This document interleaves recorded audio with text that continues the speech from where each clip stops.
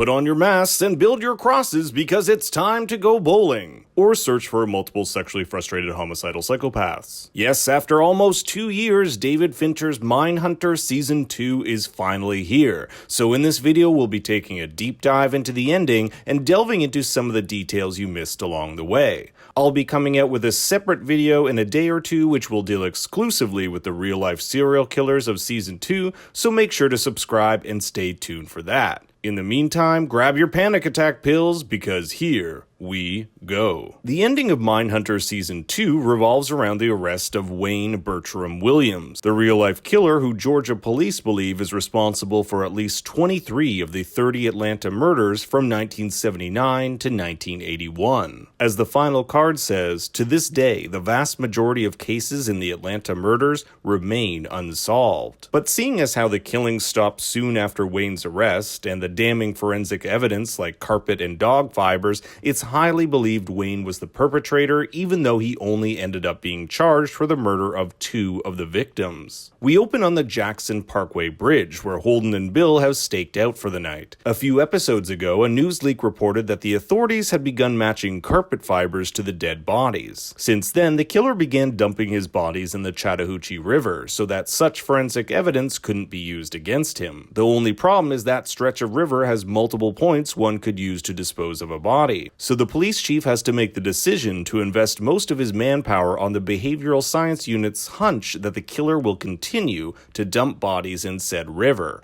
a hunch that pays off. After hearing a splash in the water and upon noticing the driver turns the other way once he sees the cops, the officers make their arrest. Immediately, Bill and Holden interrogate the suspect, implementing some of their techniques to see if Wayne fits their psychological profile. You follow the story closely. I'm just saying how it is. The killer, Holden and Bill surmise, would be following the case closely. In fact, earlier in the season, Holden believes the killer to be using the media to taunt them. He dumped Pugh's body on Sigmund Road because he saw us on TV. He's following the press, taunting us. But it's not just Wayne's interest in the case that raises red flags for Holden. Over the course of the investigation, Holden and Bill have created a psychological profile to narrow down who this killer might actually be. That's the whole point of the behavioral sciences unit, to interview serial killers and build a database of these profiles. If they can understand how these killers think and operate, the theory goes that they can better understand on how to capture and figure out who these killers are. When an innocent man is taken in for questioning for the murders, Wayne lashes out by dumping another body in a location the cops had just checked 2 days earlier. It's his way of saying F you for not getting credit for the kills. It puts him in control, like he's directing the hunt.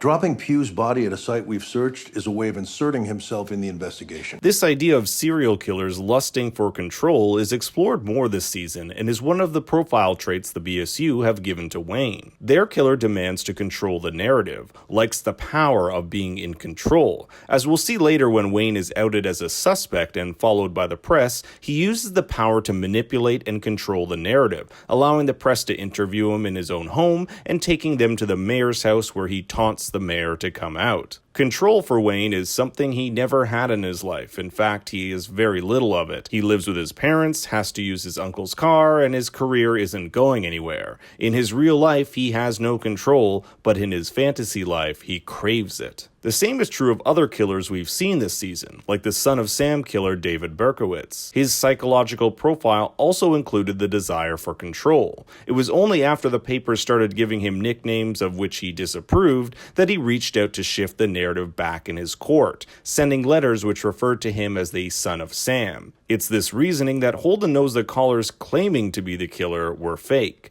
If the killer desired to control the narrative and build his own mythology, why call the police instead of going straight to the press? But Holden also has several other telling features he's given to this Atlanta killer, such as him being an African-American male in his 20s or 30s, he has to be a good talker to lure the kids in, he lives with his parents, owns a dog, and thinks he's smarter than everyone else. What suspected murderer risks holding a press conference with no lawyer and no preparation? Someone who's certain he'll never be caught. Wayne's car and alibi raise serious red flags for the agents. Not only are rope, gloves, and dog hairs found inside, but Wayne's alibi doesn't check out. Who goes to check on a new singer at 3 a.m.? But since none of the victims died by rope and there's no physical evidence to tie him to any of the murders, they have to let him go. It's not about what we believe, it's about what we can prove. Back in Virginia, things aren't going so well for the Tench family. After it was discovered their adopted son participated in the murder of a toddler, Nancy Tench has slowly gone downhill. In the beginning of the season, she's cheerful, and a regular morning involves her making breakfast for her family. Now she broods, smoking cigarettes and letting Bill fend for himself when it comes to breakfast. Is there any breakfast? No, there's cereal if you want. At the end of the season, Bill arrives home to find she's packed up and left. She can't handle the way her son is treated and the constant back-talking of neighbors. Bill, although he's tried his best, has spent most of his time balancing the case in Atlanta and his life in Virginia. But it's both Bill and Nancy's feelings that they have somehow contributed to Brian's involvement in this murder that both of these characters struggle with. Was this inside him when we got him? Or did we do something? Bill knows a lot about this. In examining serial killers, he's seen how traumatic childhood events, usually the result of abusive parents, have shaped them. Ed Kemper, for example, outlines how his desire to kill women was the result of an emotionally and physically abusive alcoholic mother. Did Bill and Nancy do something that caused Brian to take part in such a vicious act? Or was it in his very DNA? And I was so relieved. Relieved.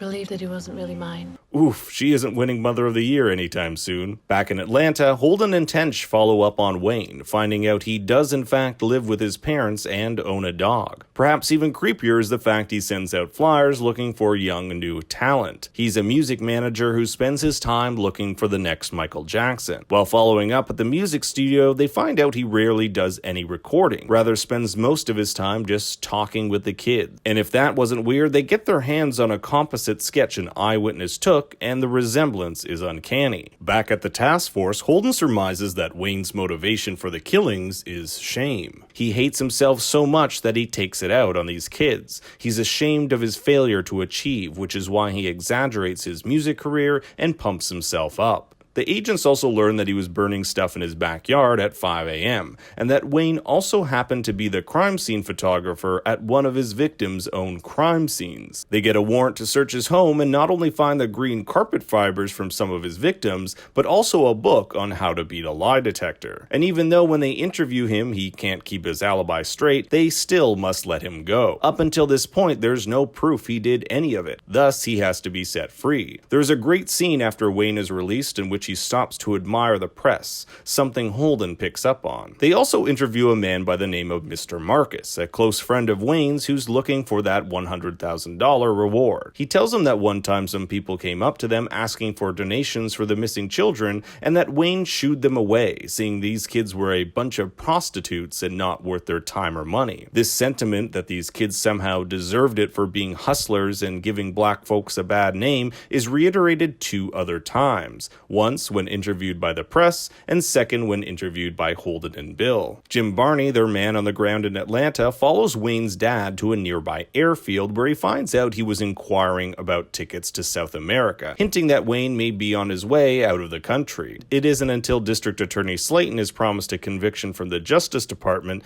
that Wayne is arrested. Slayton wanted his men to make the rest in front of the press. It's politics, after all, which is why Holden and Bill didn't even know it was happening. One of the things this season does well is show how politics and justice in the American criminal justice system go hand in hand. Take, for example, how the Atlanta mayor shooed away the FBI after he found out they may have a black predator on the loose, something he didn't want in the spotlight with an election looming. The case itself, as Holden and Bill go on to note, has several unanswered questions, such as the missing Polaroids of young black men which seemingly vanished from the Atlanta PD evidence room, or why some of the men with known sexual assault backgrounds were never investigated. Holden goes to meet the mothers of the missing children, but the arrest of Wayne is no solace solace for them. They know all too well the loss of their children will be used as a publicity stunt to further the careers of politicians. Holden vows he'll continue to work on the case, which is quickly deflated in the next scene when he's told by the FBI director that the cases will soon be classified as inactive. For some, justice has been served. For others, it has not. We also see Dr. Wendy Carr throwing out the magazines of her now ex-girlfriend, signifying her moving on from that relationship. She's gone on her own journey of self-discovery this season, becoming more in touch with her sexuality and more confident in her place at work, even venturing out and interviewing some of the most infamous serial killers in America. The season ends just like season 1, on a character known as the ADT serviceman or the BTK killer, real-life killer Dennis Rader. We've seen bits and pieces of him over the course of the season,